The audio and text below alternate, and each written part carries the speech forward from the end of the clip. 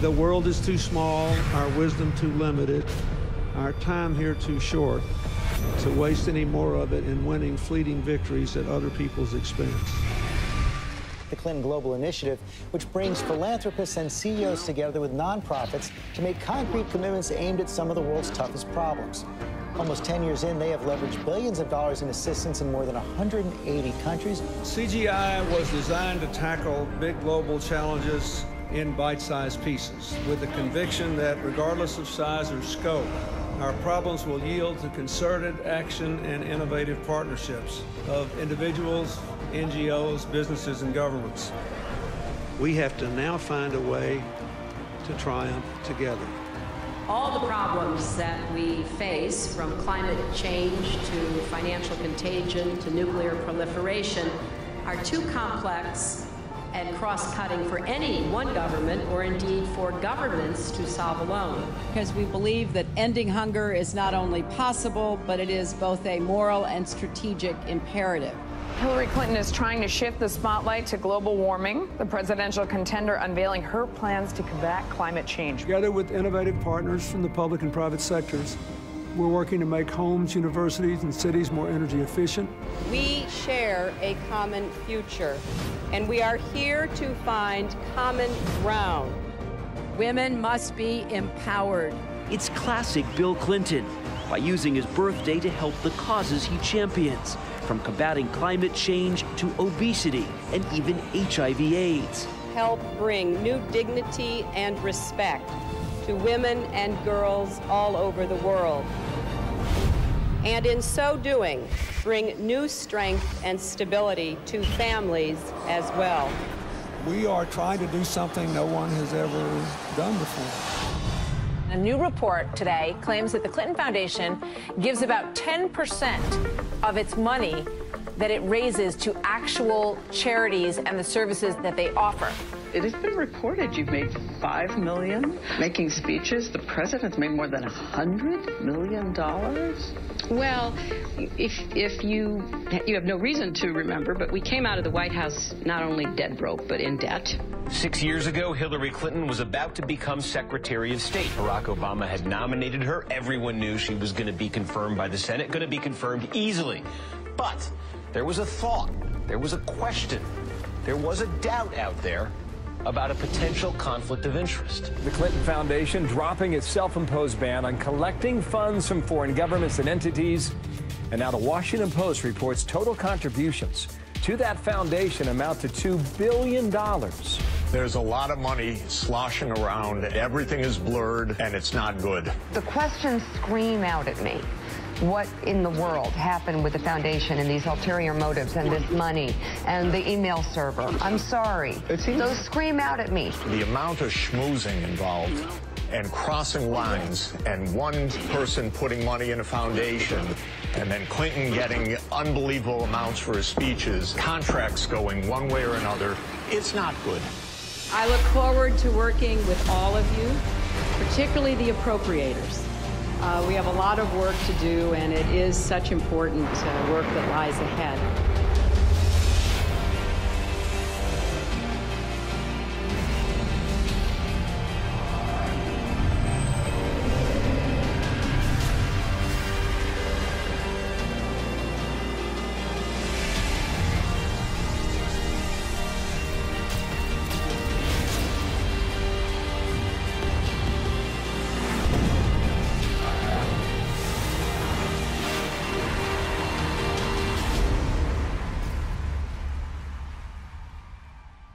We did this with a very simple strategy.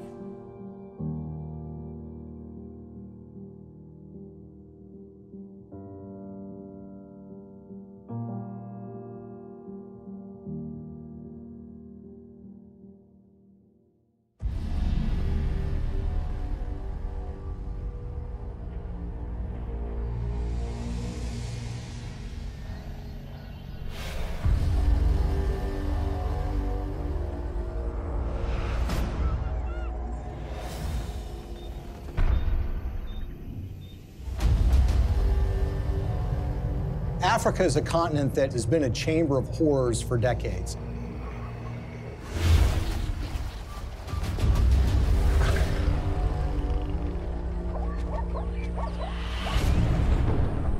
it's really not the fault of the African people. It's largely a result of the kind of system that's been perpetuated there. You have these oligarchs which dominate these countries that oftentimes have natural resources that can be very lucrative. And these oligarchs strike deals with foreign corporations or foreign governments who in effect prop them up and put them in power. And in exchange, these oligarchs give these entities access to rich mineral deposits.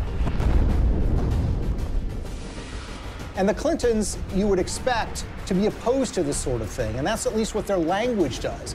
Our countries have deepened our cooperation on many issues, including good governance and transparency, energy, regional security, and advancing peace and development in the Niger Delta. The problem is, their words are different from their actions. Rwanda has clearly taken an impressive trajectory of development, and the people here still think Kagame is the man to take them to another level. President Paul Kagame has walked all around the crowd, thanking the people for electing him unopposed as chairman of the RPF or president of the RPF for another 7-year term. But his critics say that far from entrenching democracy in Rwanda, he's actually eroding it by silencing his opposition.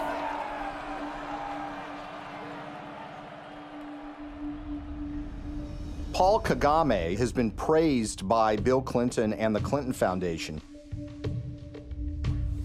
But the fact of the matter is Paul Kagame has a terrible human rights record. He's accused of aiding military operations in the neighboring Democratic Republic of Congo, and that actually forced the recruitment of child soldiers. The UN has identified him as being involved in activities that entailed massive human rights violations. The newer opposition parties that have been formed in the last year or two have one by one been silenced or otherwise excluded from the race. And individuals, so not only politicians but even journalists, for example, and other Rwandans who may have views different from those of the government, have found themselves at the receiving end of what has become quite a violent campaign of intimidation. Well, Paul Kagame is a friend of Bill Clinton's. I want to say a special word of appreciation for the leadership of President Kagame. I'm greatly humbled to receive this Clinton Global Citizen Award. He's actually given awards by Bill Clinton for his conduct as the leader of that country, and they regale him as a great military leader. This is the sort of legitimization that we don't want of these kinds of dictators and leaders.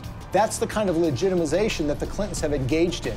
And they've done it in a way that creates commercial opportunities for donors and friends and allies who want to do business in Africa.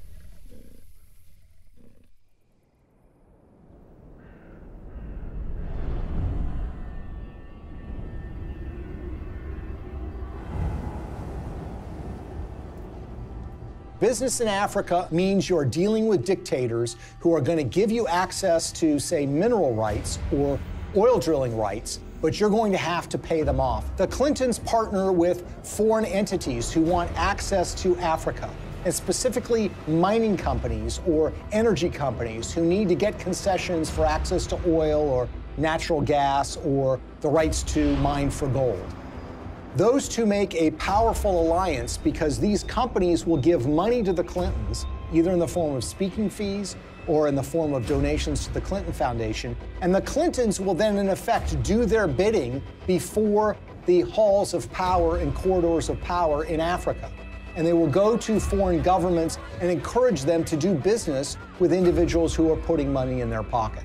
And this leads to some amazing fits of behavior that, in a way, are just reminiscent of 19th century colonialism. A perfect example of this is Ambassador Joe Wilson. Joe Wilson is a longtime friend of the Clintons. In fact, he endorsed Hillary Clinton in the 2008 presidential election. And it was also thought that he might become a senior official in Hillary Clinton's State Department. But the fact of the matter is Joe Wilson was up to something far more nefarious during Hillary Clinton's tenure as Secretary of State. In 2009, shortly after she became Secretary of State, when Wilson was the vice chairman of a company called Jarge Capital, they took out a 50-year lease on 400,000 hectares in South Sudan. South Sudan was in the middle of a civil war, and this lease was actually signed with warlords who were involved in the civil war. These individuals who were engaged in massive human rights violations, including the massacre of opponent tribes. And basically what Joe Wilson was engaged in was something called investing in sovereignty changes. They were basically cutting deals, lucrative deals, worth potentially hundreds of millions of dollars with these warlords. And the expectation was simple. These warlords would take power, then they would give them access to these lands where they could make huge amounts of money exploring for natural gas, exploring for oil, and for mineral rights. Ambassador Joe Wilson isn't the only Clinton friend and foundation donor who was working in war-torn countries. Swedish mining investor Lucas Lundin has pledged $100 million to the Clinton Foundation. He did that in 2007. And his most lucrative mining operations are in the war-torn country of the Democratic Republic of Congo. This is a country that perhaps has the most horrific human rights situation on the face of the earth. By the time Lucas Lundin made his $100 million pledge to the Clinton Foundation, his Congo operation was making, quote, staggering profits, end quote, according to his own financial statements. His overall capitalization was $20 billion. But for those profits to remain staggering, U.S. policy under Hillary Clinton had to remain unchanged. That's a problem. Hillary Clinton, as a senator back in 2006, supported something called the Congo Relief, Security, and Democracy Promotion Act. As the law's name implied, the goal was to bring reform to Congo. That's not something that Lucas Lundin would want. So in 2009, when Hillary became Secretary of State, she reversed course 180 degrees and went from supporting reform in Congo to supporting the status quo, which is exactly what Lucas Lundin would want, who of course had committed $100 million to the Clinton Foundation. But Congo isn't the only scandal-plagued country where Clinton benefactors have made millions. Africa's most populous nation, Nigeria, is full of promise, but fulfilling that promise is sometimes a struggle. Plagued by corruption and mismanagement, the resource-rich country has a poverty rate of over 50%. Look at a country like Nigeria, which is really a cesspool of corruption. In fact, people will say it is perhaps the most corrupt country in the world. It's rich in natural resources, it produces a lot of oil, but that money never trickles down to the people. It goes to the oligarchs who run the country, who oftentimes take that money and put it in Swiss bank accounts in a way that, of course, the people of Nigeria can never benefit from. And you see, there's a federal law in the United States which says if foreign governments that receive U.S. assistance aren't transparent in how they spend that money, that they will not be able to get U.S. foreign assistance anymore. It's about transparency. But there's a way around that law. You can get a waiver from that law. How? By getting the U.S. Secretary of State to grant you a waiver. We intend to remain very supportive on your reform efforts. Thank you for mentioning the work we did together on the elections. We're also very supportive of the anti-corruption reform efforts, more transparency, and the work that you and your team is also championing, because we really believe that the future for Nigeria is limitless. So in the case of Nigeria, they receive hundreds of millions of dollars in U.S. foreign assistance. They've not made progress in being more transparent. And of course, they've gotten exemptions from Hillary Clinton while she was Secretary of State. What's so curious about this is what was happening commercially to the Clintons while this was going on. Bill Clinton, for the first time ever, gets paid highly lucrative speeches in Nigeria, which had never happened before.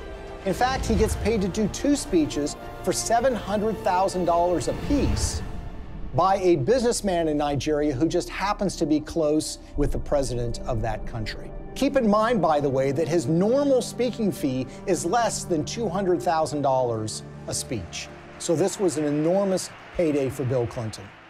Okay, now we'll begin the panel.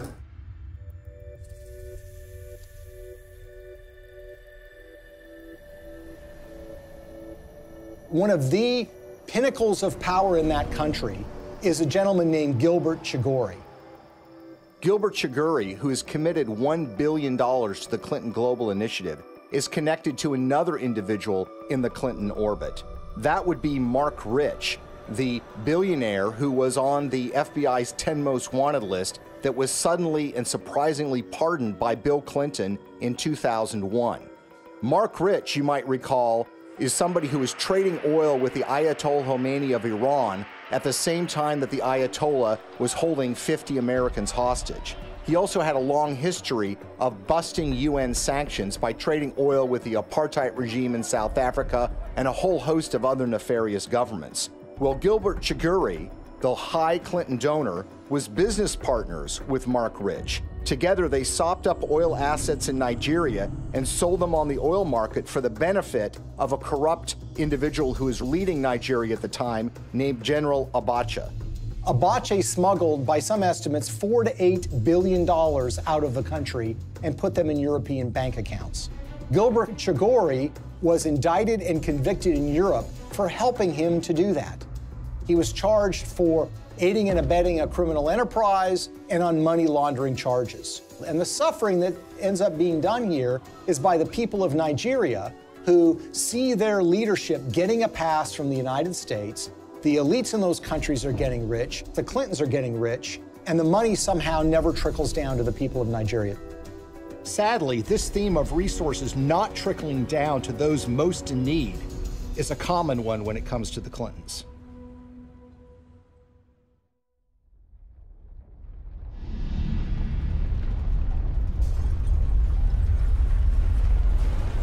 As we told you at the start of tonight's program, a major magnitude earthquake has hit the island of Haiti in the Caribbean. The quake measured around 7 points on the Richter scale, and its epicenter fell just 10 miles from the capital, Port-au-Prince. Haiti's ambassador to the U.S. has described the event as a catastrophe of major proportions. So far, we have no information regarding the casualties. The war is coming to an end! It was a big earthquake. It lasts like 15 seconds, I think. Probably the most devastating humanitarian crisis that Hillary Clinton faced during her tenure at the State Department was the tragic earthquake in Haiti. It happened in January of 2010, and literally in a matter of seconds, 250,000 people were estimated to have died, and a large portion of the Haitian infrastructure and economy was just decimated. It was a crisis on a massive scale. The United States is offering our full assistance to Haiti and to others in the region. We will be providing both civilian and military disaster relief and humanitarian assistance, and our prayers are with the people who have suffered, their families, and their loved ones. In the days and weeks that followed the earthquake in January of 2010, Hillary Clinton made visits to Haiti. And here's the latest on Haiti. U.S. Secretary of State Hillary Clinton arrived in Port-au-Prince just about an hour ago. She is the highest-ranking U.S. official in Haiti right now since Tuesday's earthquake. She's meeting with Haitian leaders and international officials to discuss the rescue and relief efforts. In fact, on her first visit, which occurred days after the earthquake, they literally had to stop traffic going in to the airport at Port-au-Prince. There, of course, were relief supplies that were being flown in, but that traffic was stopped so the Secretary of State could come and assess the damage. There is a perception, and there have been complaints or reports of bottlenecks, that there's a lot of aid coming in, but it's very hard to get it out to the people who need it. That's just not true. The aid is coming in, we're getting it out, there's just not enough of it yet. She flew in with her political aides on a large federal airplane. She landed at the airport. She made a large press conference, made statements about her commitment to rebuilding this country, and then she was soon whisked away, headed back to Washington, D.C. Theirs is a city in ruins, a country which can do little but wait for help to arrive. The international community responded in the way that you would expect it to. That is, large amounts of money were committed, up to $13 billion from international relief organizations. And of course, you had the official role of the State Department, which would be point on U.S. taxpayer dollars going to Haiti, for the purposes of relief. I want to assure the people of Haiti that the United States is a friend, a partner, and a supporter. Hillary Clinton's State Department would oversee the reconstruction effort, with Chief of Staff Cheryl Mills responsible for the allocation of U.S. tax dollars through USAID. And Bill Clinton, already appointed Special Envoy to Haiti for the United Nations, was named co-chair of the Interim Haiti Recovery Commission, along with a former Haitian Prime Minister. I hope that it will be rebuilt in a much stronger and more sustainable way, and I think the Haitians want that. So this was clearly a Clinton operation from the beginning. Now, the Haitians had their own ideas about how best to rebuild their country. They wanted new roads.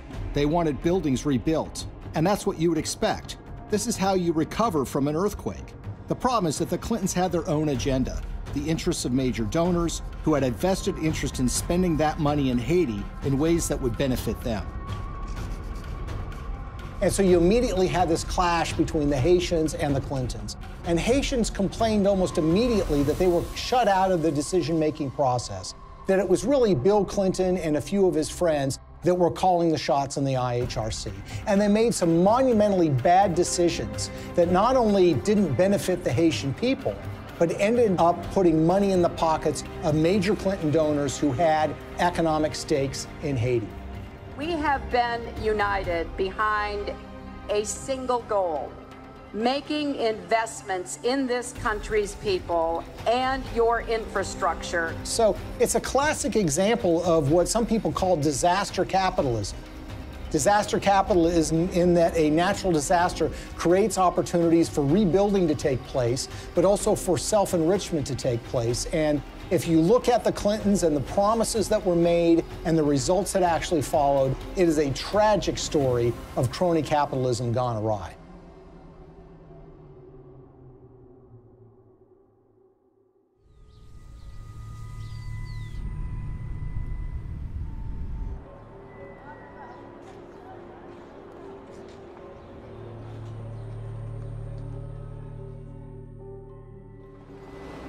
The single largest relief project that the United States committed taxpayer dollars to, $124 million to be exact, was a project called Caracol, a textile factory that was built in the northern part of the country that was supposed to create some 60,000 jobs and was supposed to create tremendous economic growth.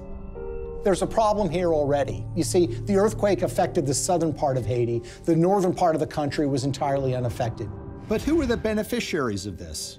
Companies like Gap, Target, and Walmart, to name a few. The Caracol factory was built, but it didn't create 60,000 jobs. It created barely 5,000 jobs. But the major American companies who got textiles tariff-free, made at low wages, benefited enormously. And the end effect on the Haitians was very, very minimal.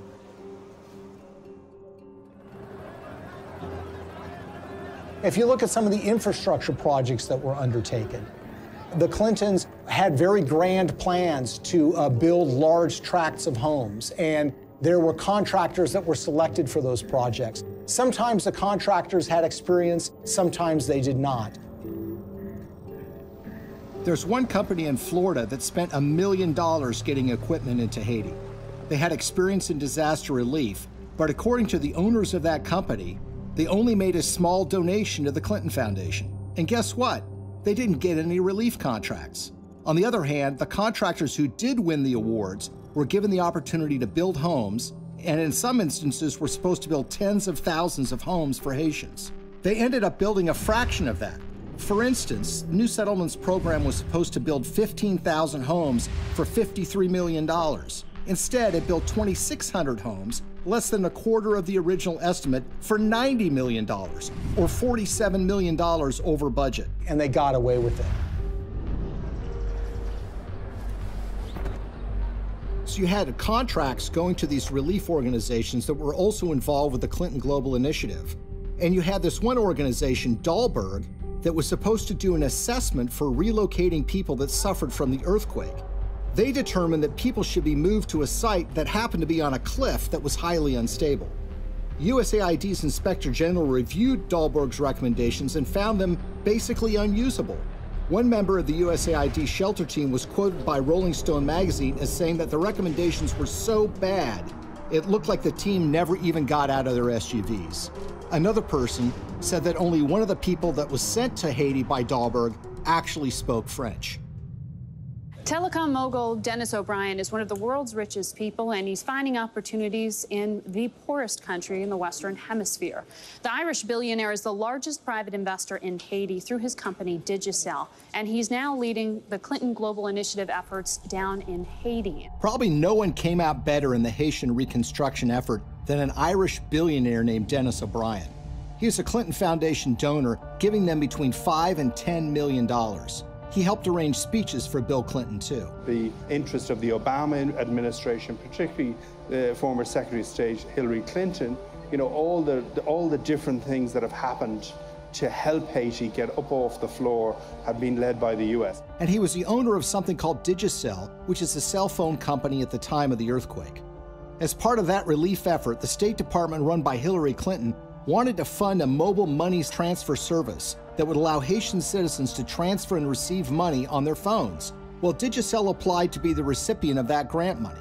4 weeks after their application, Digicel actually sponsored a speech for Bill Clinton in Jamaica, and they paid him $225,000. And as it turns out, within 4 months of that speech, Digicel would receive the first installment of that grant money. The earthquake actually has been great for Digicel and Dennis O'Brien. More than 4 years since a magnitude 7.0 earthquake devastated Haiti, and outrage there is growing over the largely failed reconstruction effort, despite the hundreds of millions of dollars in aid that has been collected and spent by the IHRC, the Interim Haiti Recovery Commission. So whether you're talking about housing or cell phones, you see that the people that are closest to the Clintons have made out very well from the Haitian earthquake. The rest of the country, the ordinary people of Haiti, not so much. Haitian activists staged a protest outside Hillary Clinton's Manhattan office. The demonstrators claim billions of dollars were stolen through the Haiti Reconstruction Commission headed by Bill Clinton. They also say Haiti was used as a cover for foreign governments to funnel kickbacks of possibly hundreds of millions of dollars through the Clinton Foundation. They say it was done in exchange for favors that Hillary was doing for them as Secretary of State. The tragedy is we had an opportunity to rebuild in a way that would give the people of that country hope. Sadly, that opportunity was squandered, and what took place, rather than rebuilding Haiti, was the self-enrichment by friends of the Clintons.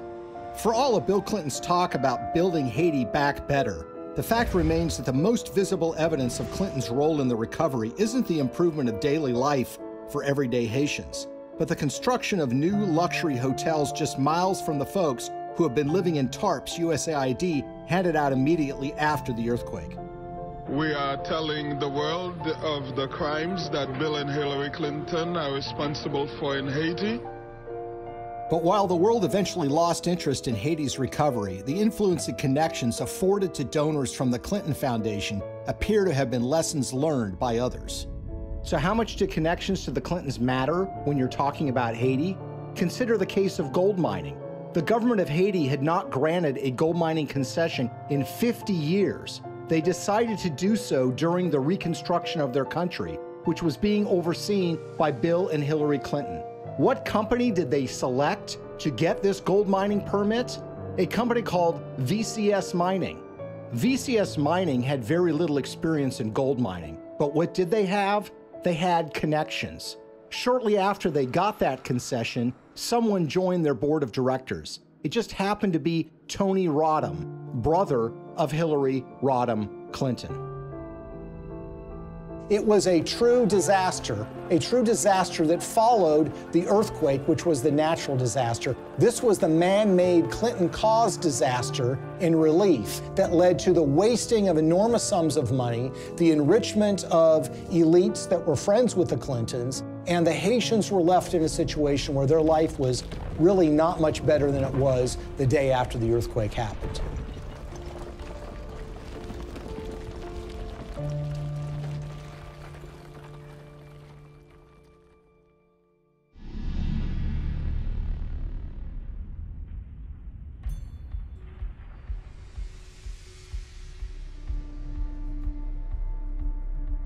An ambitious pipeline is firing off a war of opinions.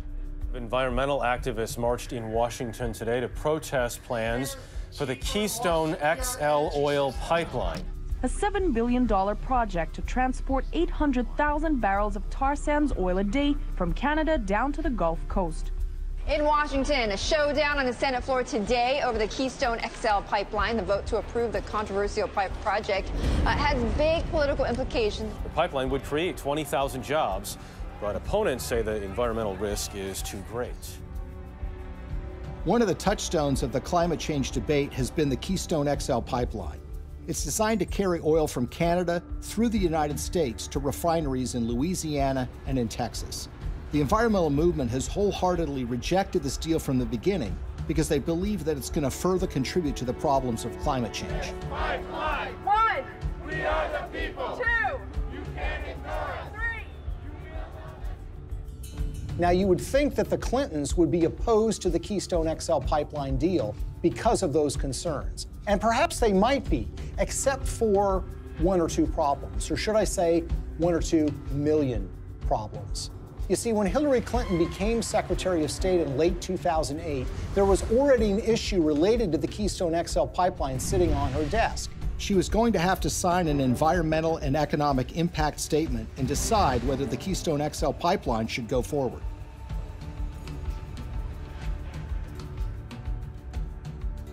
At that precise time, Bill Clinton gets a lucrative offer of nearly $2 million to give 10 speeches in Canada for the first time ever from a company called TD Bank Investment Group.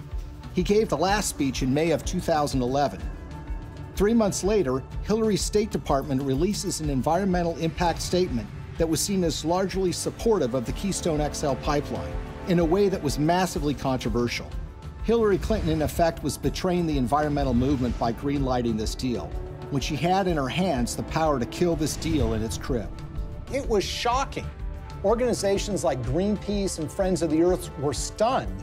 They wanted investigations, but everybody was mystified. Nobody could understand why Hillary Clinton would sign off on this deal, particularly when she had been in favor of dealing with climate change, and her boss, Barack Obama, by all indications, seemed to be opposed to this deal as well. It's also a time for a new approach to climate change. We know we've got to deal with global warming. We're seeing the effects of it. We need to invest in clean energy technology today so that we can create new high-paying jobs to protect our environment, to grow our economy, and to finally break our addiction to foreign oil. How did we go from the Clintons being in favor of fighting climate change and dealing with fossil fuel dependence to Hillary Clinton signing off on the Keystone XL pipeline? The evidence that we found was that it was about the money. This was not a philosophical change. This was not a new way of thinking about global warming. This was a way of taking $2 million in cash to essentially buy a decision by the Secretary of State. Why is the TD Bank Investment Group so interesting? Because they just happen to be one of the largest shareholders in the Keystone XL pipeline itself. When we looked at Bill Clinton's pattern of giving speeches, we looked at who was paying him, when they were paying him, and if they have ever paid for a speech before. What's so stunning is that TD Bank had never sponsored a speech by Bill Clinton before. And then suddenly, in late 2008, when Hillary Clinton has been announced to be the Secretary of State, and when sitting on her desk is the matter of the Keystone XL pipeline, they suddenly decide to sponsor these speeches. And when people realized that the Clintons had pocketed about $2 million at the precise time Hillary Clinton was making this decision, it all now suddenly made sense. Because as we've seen repeated over and over and over again, when it comes to the Clintons, you have to follow the money. And in the case of the Keystone XL pipeline, they seem to have abandoned their principles, their commitment, as it was, to combating global warming and dealing with our dependence on fossil fuels. They jettisoned that when $2 million showed up and suddenly came out in favor of the Keystone XL pipeline. When you see this sort of pattern of behavior, you can't come to any other conclusion that it's a system of pay to play. And again, other entities appear to have picked up on this business model too. Well, Bill Clinton has been paid enormous sums of money over the years to give speeches. On average, he gets a little less than $200,000 per speech. But something happened in late 2008. his speaking fees skyrocketed after he'd been out of office for years. The reason was his wife had become Secretary of State. In fact, 11 of the 13 speeches for which Bill Clinton has been paid $500,000 or more occurred precisely when Hillary was the most powerful diplomat in the world.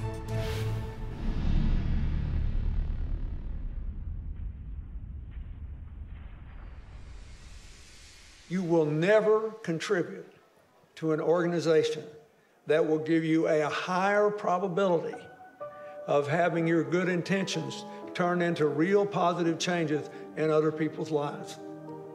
That will give you a better chance than what you've done here tonight. His single biggest speech payday came from the Swedish telecom company Ericsson. And it's a very, very unusual and troubling story. Now, Ericsson is a Swedish telecom company that in 2009 and 2010 was in trouble with Hillary Clinton's State Department because Ericsson was selling a lot of telecom equipment to Iran, to Belarus, and to other oppressive governments, about which the State Department was concerned. Ericsson risked being put on a list by the federal government in the United States for trading with an enemy state. There was actually an effort being put forward in Washington to broaden Iranian sanctions to include the very technologies that Ericsson was selling to the Iranian government. So it's against this background that Ericsson decided now might be a good time to hire Bill Clinton to give a speech. They had never paid for a speech by him before, and they decided to go in big, $750,000 for a single speech. 7 days after he gave that speech, Hillary's State Department came out with a statement which said, "We are not going to broaden sanctions on Iran to include technologies like telecom. We're going to rely and expect companies like Ericsson to police themselves." It was a massive win for Ericsson.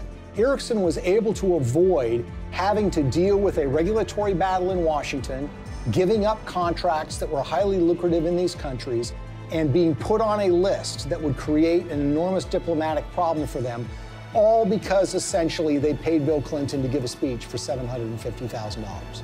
Will you continue to give speeches? Oh, yeah. I got to pay our bills.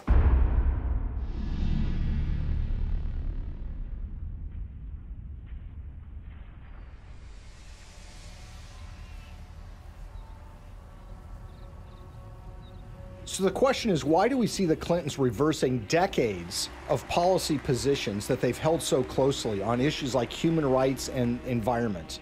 And a big clue comes from the folks that are giving the Clinton Foundation literally tens of millions of dollars. And one, if not the biggest donor to the foundation, is a Canadian named Frank Giustra.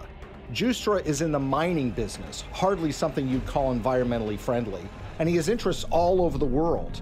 And he used his relationship with the Clintons to benefit those interests, regardless of the environmental concerns. A great example of this is what happened in Colombia. What's so interesting about the relationship that the Clintons have with Frank Giustra is they tend to show up in these foreign countries together at the same time. Frank Giustra's made billions of dollars over the years in the so-called penny stock market in Canada, which is highly open to manipulation. He's been very successful in this area. Now, the Vancouver Stock Exchange is not like the New York Stock Exchange in the United States. This is a stock market or an exchange that is dominated by penny stocks, made up of a lot of natural resources stocks. It's sort of the wild, wild west of investing. It's called Dodge City sometimes. And the reason is because there's a lot of speculators, there's a lot of misinformation that's put around, and there are a lot of mining companies that don't really have any assets, but will proclaim to have gotten the rights to some lucrative gold mine, let's say, and then they send that news out to the public in the hope that it will lead to a flood of people buying the penny stock so the shareholders can sell their assets.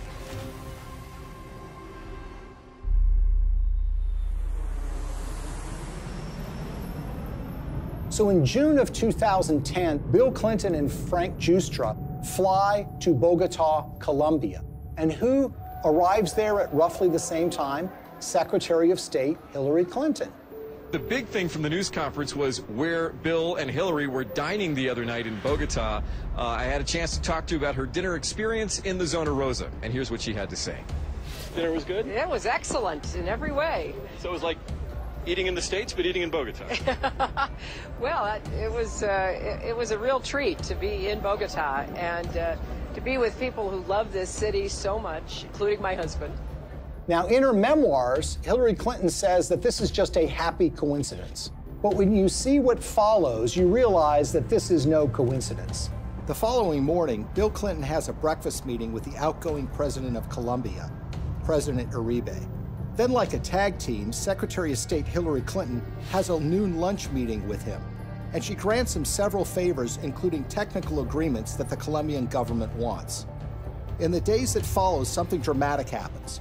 Frank Giustra has 3 companies that get major concessions from the Colombian government: Pacific Rubiales, Petroamerica, and Prima Colombia Properties. One of those, Prima Colombia Properties, gets a concession to cut timber in a rainforest in Colombia along the Pacific coast. And that timber is not intended to export to the United States, but is intended for export to China. There's an outrage and upset environmentalists who realize what's going on, and eventually that permit is yanked by a future president of Colombia, but not before Frank Giustra's company is able to profit from cutting down these rainforests, which again is a behavior that runs so contrary to what the Clintons profess to be in favor of. We all know that in order to build low-carbon economies of the future, we need sustainable forests. I also know the future of our planet depends on healthy, standing forests. They have talked about the problems of deforestation. They've talked about the problems of the need for successful growing forests to mitigate carbon dioxide in the air. And yet, when this commercial opportunity was presented to a major donor of theirs, they seemed to be very much supportive of that and, in fact, helped to get him those concessions. He deserves the credit for this. This was his idea, not mine, and he raised the money. And it's an astonishing achievement. My job is to make sure that it's not in vain, that he gets the return on his investment and his compassion and his commitment. The Clintons appear to have changed their stance on issues even more significant than the environment, in ways that benefit those who have put money in their pockets.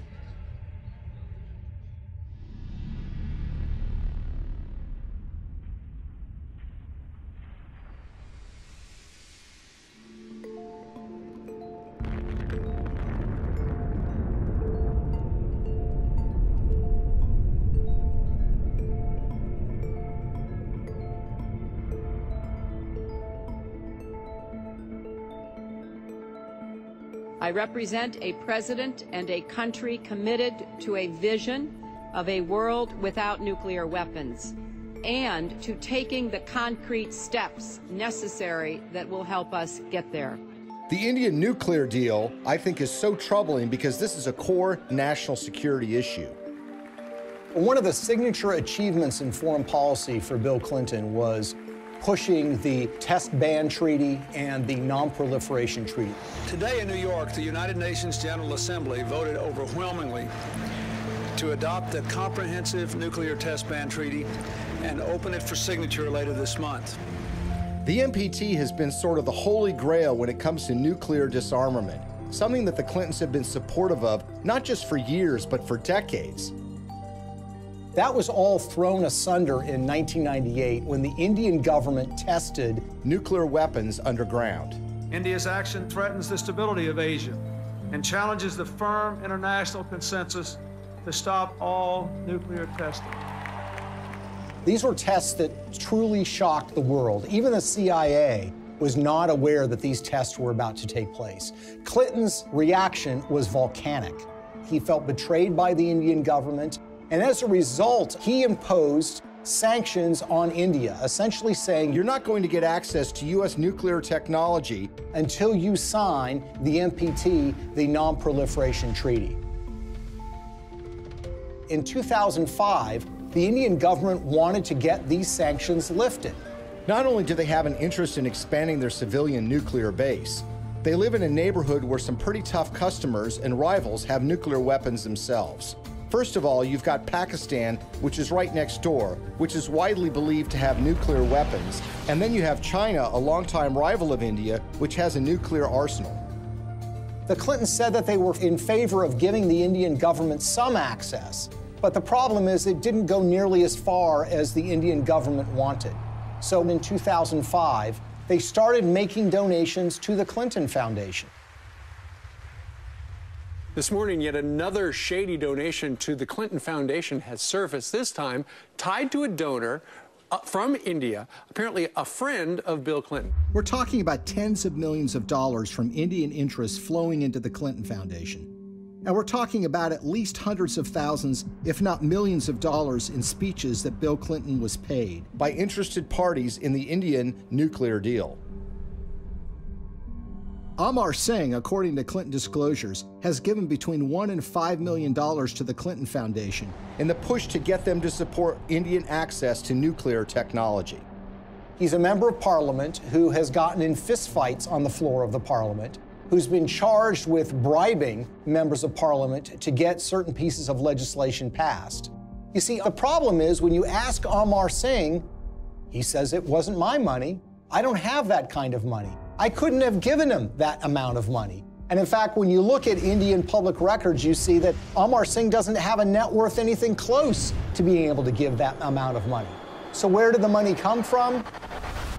Well, sometimes the most obvious answer is the correct one. Sant Chantwal is an Indian businessman who has been close to the Clintons for years. He pledged to raise $5 million for her 2008 presidential campaign. And Bill Clinton was at his son's wedding. They actually named him as a trustee of the Clinton Foundation. When Hillary Clinton was first running for the Senate in 2000, Sant Chantwal was in trouble with a federal agency called the Federal Deposit Insurance Corporation. He basically owed them millions of dollars from unpaid loans.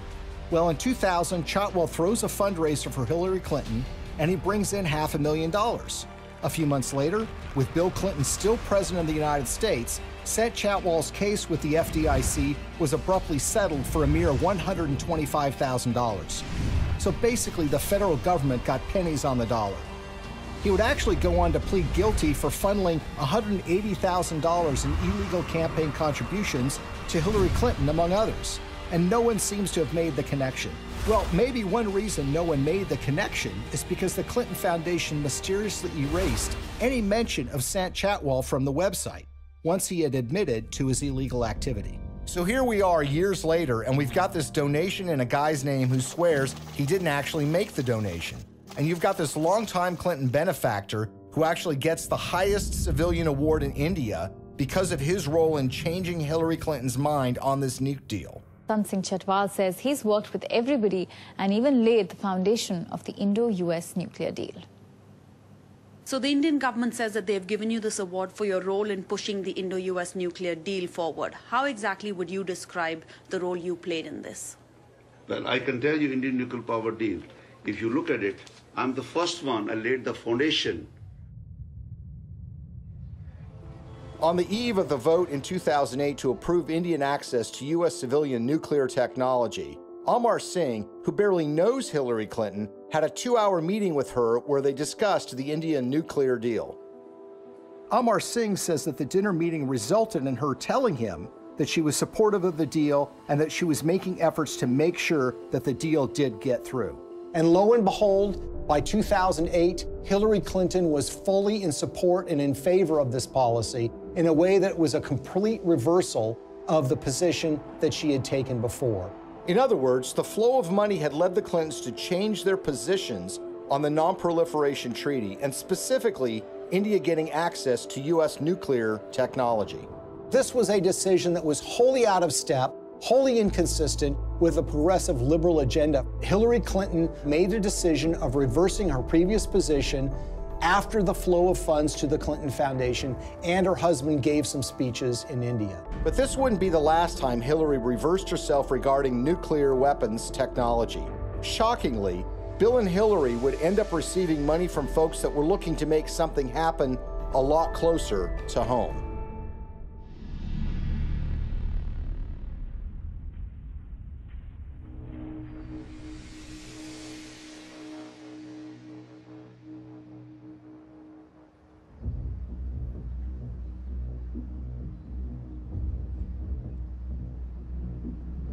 I think the Russian uranium story is perhaps the most shocking and most blatant example of how the Clintons operate. This is a story about the Russian State Nuclear Agency, American uranium, $145 million in cash, and the Clintons. At the end of the day, this is a story about buying influence and selling influence. The Clintons are the sellers of influence, the Canadian investors and the Russians are the buyers. Bill Clinton had gone to the Central Asian country of Kazakhstan in 2005 with Frank Giustra. Kazakhstan is a country that's been run since the collapse of the Soviet Union by a dictator named Nazarbayev, who shuts down political opposition and tortures political opponents. The ostensible purpose of the visit to Kazakhstan by Bill Clinton was to talk with Nazarbayev about AIDS HIV. The problem is Kazakhstan really does not have an AIDS HIV problem. So that explanation really doesn't make sense. What makes far more sense is that Frank Giustra wanted access to very lucrative Kazakh uranium mines. Kazakhstan is one of the largest producers of uranium in the world. Bill Clinton arrives there with Frank Giustra, and they have a series of meetings with Kazakh officials. There's a press conference where Bill Clinton stands with the dictator of Kazakhstan and he praises the human rights record. He praises that elections are being held in the country, and he even says that Kazakhstan should head up something called the OSCE, which is the Organization for Security and Cooperation in Europe. Think about that for a second. Bill Clinton is saying that a known human rights violator who's been condemned by human rights organizations around the world should head up a human rights organization. They go from a press conference to a dinner where Frank Giustra, Nazarbayev, the dictator of Kazakhstan, and Bill Clinton meet and talk. Well, 2 days after that meeting, Frank Giustra finally gets his uranium concessions, worth hundreds of millions of dollars. A couple of weeks after that, Bill Clinton gets his $30 million from Frank Giustra, the first payment in what will become more than $100 million in pledges and commitments and donations made by Frank Giustra. So it's really, in a way, a simple story in that they all are walking away from the table with something that they want. Nazarbayev is getting the legitimacy of an ex-president, saying what a nice and kind leader he is. Frank Giustra gets his uranium concession, and Bill Clinton and his foundation get cold, hard cash. Now let's move to chapter 2 of this story, which is even more sinister. You see, the international uranium market is very competitive. The Kremlin sees dominance and control of the uranium market as a source of national power. Frank Giustra takes that uranium concession he got in Kazakhstan and puts it into a company in a so-called reverse merger, which was one way for a private company to go public to form something called Uranium One. It's a company traded on the stock market in Canada, and they start acquiring uranium concessions in places like Wyoming, Texas, New Mexico, and Utah. And by 2009, they have what is expected to be 50% of future uranium production in the United States. This gets the interest of Vladimir Putin and the Russian government. And in fact, there are State Department cables that were leaked through WikiLeaks, which show that Hillary was aware of the fact that the Russians took great care to try to dominate the international uranium market. Well, the Russians want to buy this asset, and they offer a 40% overprice on the share of the stock. And for this transaction to go through, it has to be approved by the U.S. federal government. Why? Because uranium is regarded as a critical industry in the United States. After all, this is used for our civilian nuclear reactors and goes into nuclear weapons. So it goes before the federal government, where it needs to be signed off by a series of federal agencies, including the Secretary of State, Hillary Clinton. As Hillary Clinton is contemplating this, shareholders in Uranium One, including Frank Giustra, have sent more than $145 million to the Clinton Foundation. The chairman of that company at the precise time is a guy named Ian Telfer, who is also making donations to the Clinton Foundation, as is Frank Holmes, who is another major Uranium One shareholder. And Hillary Clinton, who has a record of opposing precisely these kinds of deals, comes out and says, you know what, I think this is a good deal. Let's let Vladimir Putin take control of what is now 20% of U.S. uranium production. Bill Clinton and Hillary Clinton are the only figures in American politics who are willing to do this deal and who could actually pull it off. because they had a reputation that runs so contrary to what they're doing. I mean, this is what the Clinton Foundation does, right? This is what they talk about politically, their support for human rights, their concerns about proliferation, their concerns about issues related to Russian aggression. There's no doubt that when Putin came back in and said he was going to be president, that did change the relationship. We have to stand up to his bullying. And what's so interesting when you consider this uranium deal are the actions of a small Canadian investment firm called Salida Capital. Salida Capital, in 2010, as this deal was going down, committed to give millions of dollars to the Clinton Foundation, and they also sponsored a speech by Bill Clinton in Canada. Salida Capital is also the name of a wholly owned subsidiary of Rosatom. Who is Rosatom? Well, this is the government agency in Russia that controls their nuclear arsenal, that built nuclear reactors in Iran, and engages in nuclear technology exchanges with rogue countries like North Korea. What this means, in essence, is that the Russian government, specifically Rosatom, was funneling money through a subsidiary directly to the Clinton Foundation. But the payday didn't end there. 4 months before Hillary Clinton's State Department would sign off on the Russian purchase of uranium-1, Bill Clinton got paid $500,000 to give a single speech in Moscow. He was being paid by a firm called Renaissance Capital, which has a long history of association with Russian intelligence services. What makes this speech stand out is not only the timing of when he's being paid, but the amount that he's being paid. You see, the last time Bill Clinton gave a speech in Russia was 5 years earlier. At that time, he was paid about 1/3 of what he was being paid this time. Why is Russian control of 20% of U.S. uranium so troubling? If you're in an era where nuclear weapons are a reality, where nuclear energy is an important component of energy production in the United States, and increasingly around the world, control of uranium is absolutely crucial. And unlike oil or natural gas can be found in so many places around the world, there are precious few places where you can find significant and large amounts of uranium that you can produce on a commercial scale. What we've essentially done is handed this precious resource to Vladimir Putin and the Russian government. They're not only engaged in aggression in places like Ukraine, but they've been very aggressive in fighting American interests around the globe. Russia's not an ally. Russia's not a friend. Vladimir Putin's Russia is a rival of the United States, and yet we've given them control over this precious resource. Uranium, the key mineral in nuclear generation, is a domestic resource. This is what's going to power America. I think a lot of people in Middle America would be surprised to know that the Russian government is doing business in places like Colorado or Wyoming or Utah. These are small mining towns. These are operations that have existed for a while, that have been under the control of American companies or for a while Canadian companies. But it's now Russian companies that control this, and those companies are controlled by the Russian government. Having read through the archives of the KGB, the files that they have been released, I can tell you that they look at the United States as weak and ineffectual. This is a thuggish government that is engaged in massive human rights violations. There are opponents of this regime that have been killed or have disappeared.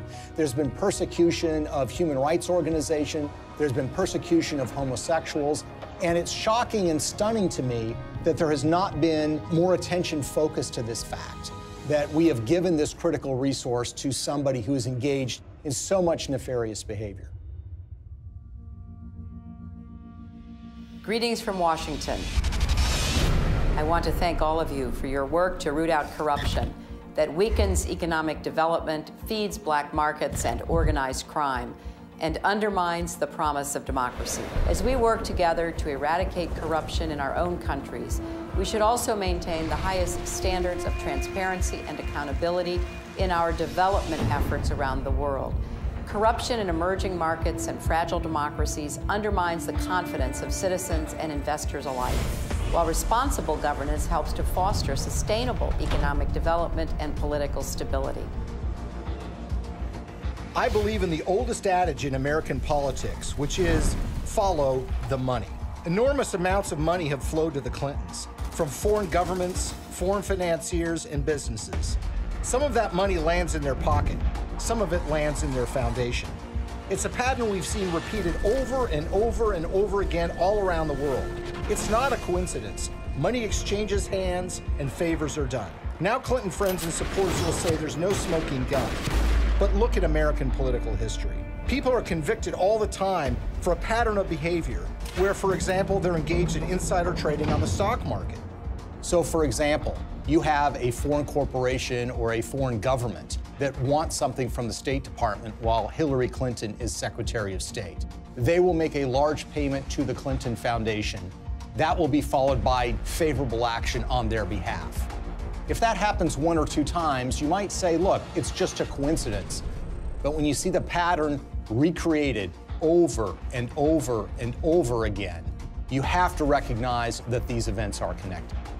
They've created a model for massive self-enrichment that allows you to go into so-called public service, but get extremely rich at the same time. And when friends and allies say that the Clintons aren't really that interested in money, their actions show otherwise. What's so shocking to a lot of people is that making of that money requires them to betray their progressive values, the environment, labor unions, women's rights, human rights. The Clintons are doing business and growing rich with the favor of the very individuals who you would expect to be their political opposites. For a very long time in American history, and probably still to this day, one of the worst things that could be said about you as a politician is that you are on the take from foreign interests. What the Clintons have essentially done is busted down the door and robbed the bank of that concept. So when people think of the Clintons taking foreign money, they think it's maybe an insurance company from Great Britain, or they think it's from a supermarket chain in Canada. The fact of the matter is a lot of that money comes from the darkest, worst corners of the world. Are countries like Nigeria and Russia in the habit of giving money to politicians and not wanting something back? The Clintons are glad to take this money. It's made them fabulously wealthy. But what has it done for us? Before we had to worry about money from Wall Street and big labor, now we have to worry about it coming from around the world and infecting our politics and damaging our politics, everything from our uranium policy to our human rights policy. Nothing seems to be safe anymore. How is this not corruption? How is this not a crime? With the Clintons, nothing is sacred. Everything is for sale. But we are the ones who are paying the price. Maybe, just maybe, the American people are tired of being sold out.